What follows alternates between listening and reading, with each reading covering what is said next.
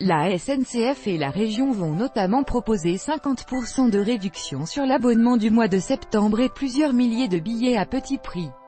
Il s'agit de reconquérir les usagers après les grèves du printemps dernier. La région attend en parallèle des investissements sur le réseau ferroviaire régional, vieillissant. Vice-président du Conseil régional de Nouvelle-Aquitaine en charge des transports, Renaud Lagrave en est convaincu. En raison de la hausse du prix du carburant, de plus en plus d'habitants vont s'intéresser au train comme moyen de transport du quotidien. À condition que l'on soit efficace sur nos TER, précise l'élu. Or, en raison des grèves à la SNCF entre avril et juin dernier, le service s'est dégradé et la fréquentation a chuté. De l'ordre de 20% en Nouvelle-Aquitaine.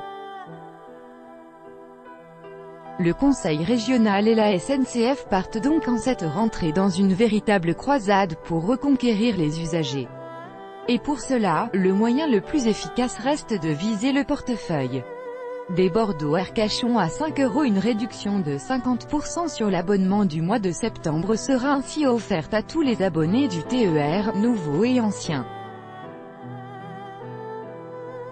Une journée de transport gratuite sera proposée sur le réseau TER lors de la semaine de la mobilité. Enfin, 1000 billets à petit prix seront mis en vente chaque semaine entre septembre et décembre sur 89 lignes du réseau régional. Il y aura par exemple des Bordeaux-Arcachon à 5 € à saisir, cela fait dans les 75% de réduction, souligne Philippe Bru, directeur régional SNCF en Nouvelle-Aquitaine.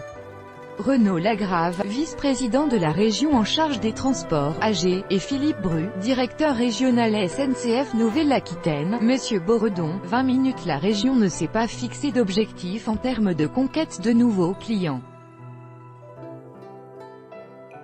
Nous avons 53 000 abonnés dans notre région, et nous sommes convaincus que ce chiffre peut croître de manière beaucoup plus importante, estime Renaud Lagrave.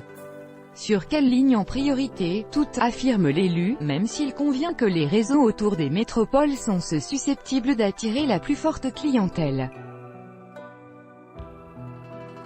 Un peu plus de 90% de régularité depuis le début de l'année, mais pour cela, il faudra s'appuyer sur un réseau efficace en termes de régularité. L'année 2018 partait plutôt bien avant les grèves, et un mois de juillet plombé par les intempéries. À ce jour, le taux de régularité des TER en Nouvelle-Aquitaine s'établit à 90,2%. Il faudra faire mieux. Renaud Lagrave attend beaucoup des débats sur la future loi d'orientation sur les mobilités, qui doivent débuter à l'automne. Car il y sera question des infrastructures et pour l'élu, cela reste le nerf de la guerre pour disposer d'un réseau performant. Certaines de nos lignes n'ont pas été touchées depuis 1960. SNCF Réseau a estimé à 1,4 milliard d'euros le montant des travaux pour remettre à niveau le réseau en Nouvelle-Aquitaine. Qui va payer? Interroge le vice-président, qui rappelle que la région a déjà mis 5,5 milliards d'euros depuis 2002 dans le ferroviaire, que ce soit pour le matériel, les travaux, les gares ou les centres de maintenance. Dans notre région, poursuit-il, 6 liaisons ont dû fermer, provisoirement en raison de leur état, dont Limoges, Angoulême ou Bayonne Saint-Jean-Pied-de-Port. Certaines lignes n'ont pas été touchées depuis 1960. La Nouvelle-Aquitaine a été la grande oubliée des investissements ces dernières années. Heureusement, le tableau n'est pas entièrement noir. La semaine prochaine, 5 nouveaux trains régiolis seront inaugurés et circuleront sur la ligne Bordeaux-Limoges. 5 autres rejoindront par la suite la flotte des TER dans l'ex-région Limousin, souligne Renaud Lagrave, qui peut se targuer, avec 61 rames neuves sur 204, de bénéficier du parc de TER le plus moderne de France.